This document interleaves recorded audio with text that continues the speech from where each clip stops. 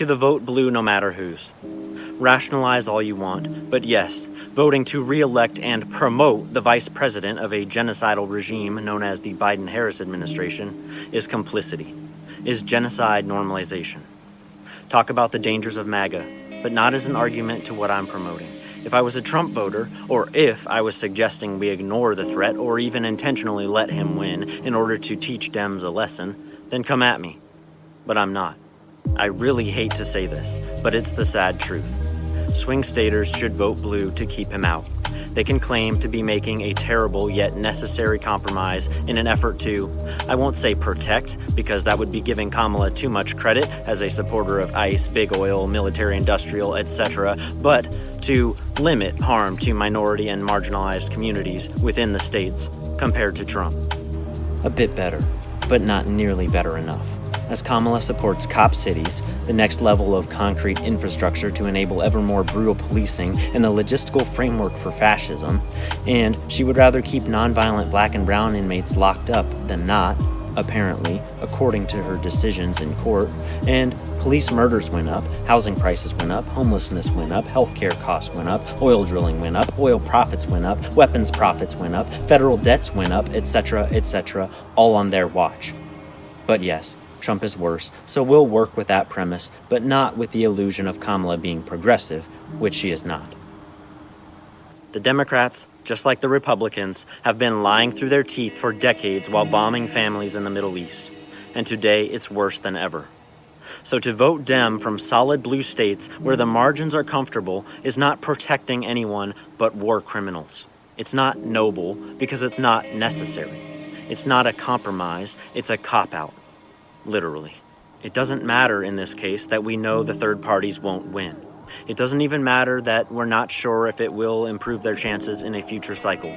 Some don't think the 5% threshold is that important because it's been reached before and didn't lead to a viable third party. I say, doesn't mean we should stop trying, but you know what? Forget the 5% thing for a minute. In the immediate, regardless of potentials in the future, we are letting them know that genocide is not okay. To tell them that it is, so long as they promise to at least halfway protect our rights at home, doesn't protect people or planet. It doesn't protect the vulnerable. It protects Western hegemony.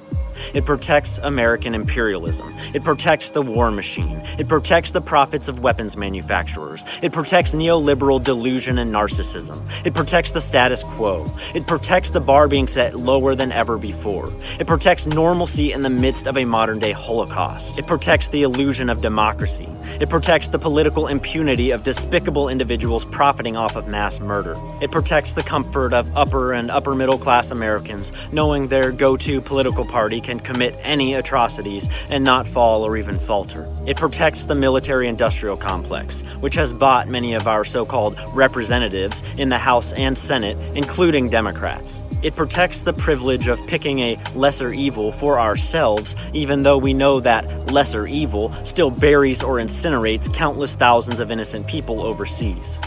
Ultimately, it protects the Dems from facing even very minor consequences for egregious crimes against humanity. And by consequences, I don't even mean losing the election. We're not talking about that, because we are talking about the blue states. We are talking about making them see a dip in their numbers so that they know, when they cross red lines, we will start crossing blue and green lines. We are telling them that their disregard for human rights will have an effect on their careers and their power structures, and that if they continue, they will put the success and viability of their party at risk, as it should be. The fact that after a year of blatant genocide, we're debating about whether or not the Dems should see a noticeable dip in their numbers, rather than debating which party we're going to replace them with, or who to try at The Hague first, or which weapons manufacturer or shipping company needs to be demolished and abolished this week, reflects the pathetic political will of us collectively as Americans. All too comfortable in the imperial core while our government burns the world alive and lines their pockets with the profits.